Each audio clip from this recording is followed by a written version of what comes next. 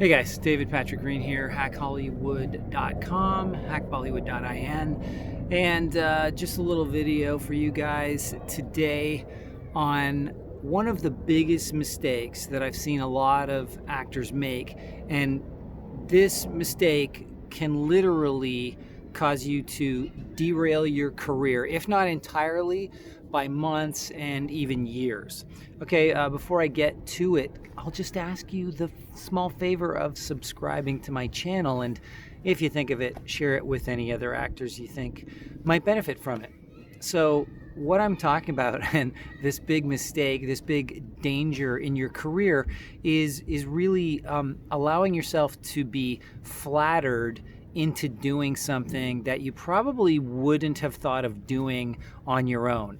It's a little bit like winning the headshot lottery, like the expectation that you're going to have an acting career simply by submitting headshots and hoping somebody plucks yours from the hat.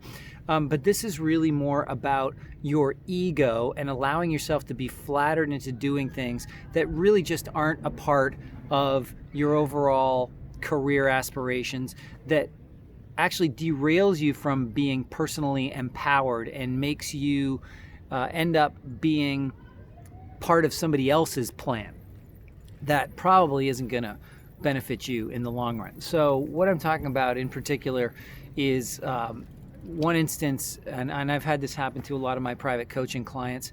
They get approached out of the blue by some talent agent, some manager, and they don't even know how they found them. Probably they usually find them through these online submission sites, and they just approach actors.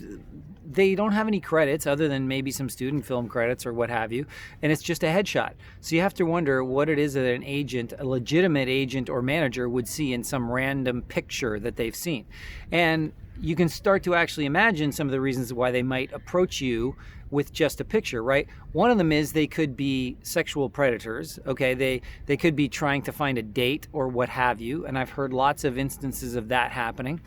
Or they are going to get kickbacks by referring you to other service providers like headshot photographers, like workshop people, acting classes, website designers. They might just tell you, okay, first thing, you need new headshots, you need to get a website, you need this, that, and the other, right? And they'll tell you all these things, and you say, okay, well, I who should I use? And they'll go, well, you should use this photographer, and they get a kickback from that. The other thing they might want to do is they might get you involved in projects that aren't really reputable. They might involve a lot of nudity that you don't want to do, but they're just not really solid projects.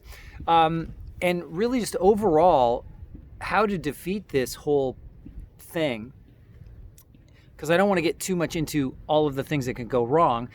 It's already wrong when someone approaches you. I'm not saying people have not been approached by agents and managers and whomever in the past, and they haven't become successful as a result, but they didn't become successful as a result of the agent or manager finding them, at the mall. They became successful because, as it turns out, they had some talent, and other people recognized that and liked them. So the way to get around this is to be the one who's in charge of your career and what you are doing at all times, and having a vision for yourself and deciding, okay, based on the vision that I have for myself and who I believe I am, and then you can start to think of who might value someone like me, and then you would take it upon yourself to approach people and have a very good explanation for why you think you'd be a good fit for them. Right now, it's possible that an agent would do that for you, but since you are a complete unknown actor with nothing to really find, there's no news about you, you don't have a reputation that you could look up an agent or a manager. You could probably find out quite a bit of information. They probably have an office, for one thing. What's their rent? If they're paying a lot of rent, then they must be doing okay. But you have to think of why somebody would approach you, right? And it's usually not going to be very logical. So you should be the one in charge based on who you are, who would be a good fit for you, and then you sell yourself to that person.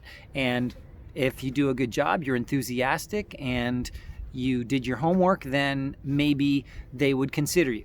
Now, another another area where actors let their egos get the best of them, and it causes a giant setback to their career. It may even drive them out of the business, is working with a producer. It's like getting yourself involved in these projects that you see on these online submission sites. I'm not singling anybody out. I'm just thinking like, Explore Talent, All Casting, Now Casting, LA Casting, Casting Workbook. I don't even keep track of these things. I don't know if they're still all there or not. But they have all these projects, and they don't really say who can be on them. There's no requirements of legitimacy. You don't have to prove what your budget is or anything like that, for the non-union ones anyway. And so you submit yourself for a project. It looks and sounds great, but then as it turns out, you meet the people, and they get really excited about you and how great you are. And you know what, guys, that's often a red flag. If someone's really, really excited about you, a producer, and you're like just starting out and somebody gets very excited, look, you could be very talented, or it could be they don't know what talent is, or they're trying to suck you into their project. Again, this is why you have to do your homework and be very careful about how you submit yourself. But what ends up happening with a lot of these projects, and I will tell you a quick story, is that the producer ends up getting you to do a lot of things that you originally didn't sign up for. They don't pay you anything. They're very disorganized, so they're always changing shoot dates and locations, and they have you, driving from here to Kingdom Come.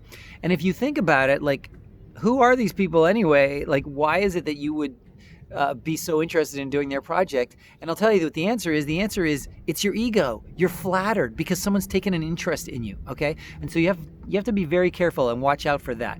Like, why are you saying yes to this project? Because you don't have any other projects? Okay, that's fine.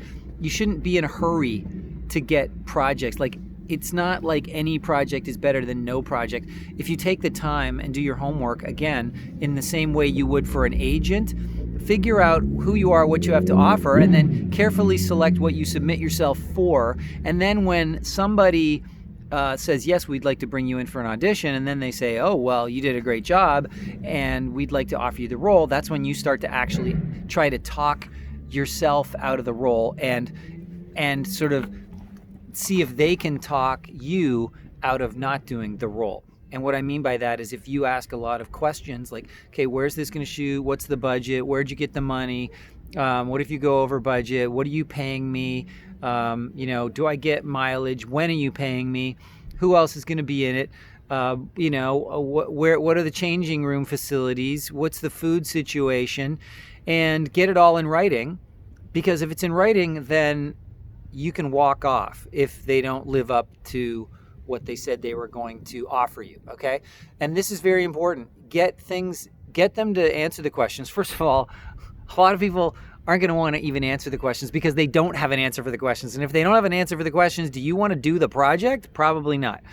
But if they do say, yeah, this, that, and the other, and it all sounds okay, it sounds on the up and up, then say, great, can you put that in writing? Because if we're going to sign a contract where I'm going to work this many days for this much billing and blah, blah, blah, this is what I want from you. I need something that says I'm going to get this. And if you don't give it to me, this is the penalty. Like I'm not coming in, or I'm leaving. If I show up and your camera guy isn't there for an hour, then I'm leaving, and you're going to pay me a penalty for that, or something to that effect. So, but just even asking the questions, and then if they will get it, if they will write something down, that will bring a huge air of legitimacy to what you're thinking about doing. If they don't want to talk about all that kind of stuff, you should probably just immediately walk away, because they're either shady or they don't know, and neither one of those scenarios are good for you. So how do you avoid these things, though, is try to get involved in projects where you don't have to ask all these questions. Somebody with a track record. Now, obviously, that's not easy to figure out, but send that along with your submission. I would love to hear more about you and your background. Tell me about what you've done in the past. Because, actors see themselves as being powerless and not having a lot of options. You have just as many options as everybody else. It's just most actors choose not to exert those options. They don't exercise those options, right? They don't say, I'm going to ask some questions. They're asking me all these questions. They're auditioning me. I'm going to audition them back, right? And people should like that. They should respect that. They should say, Oh, I love that question. Yeah, I can't wait to be asked that. You're the first person who's ever asked a question in an audition, right? Most actors just ask the lame, nervous-oriented question of, so when is this shoot? I don't know. That's just the one thing. Because they go, do you have any questions? You're like, I better ask something.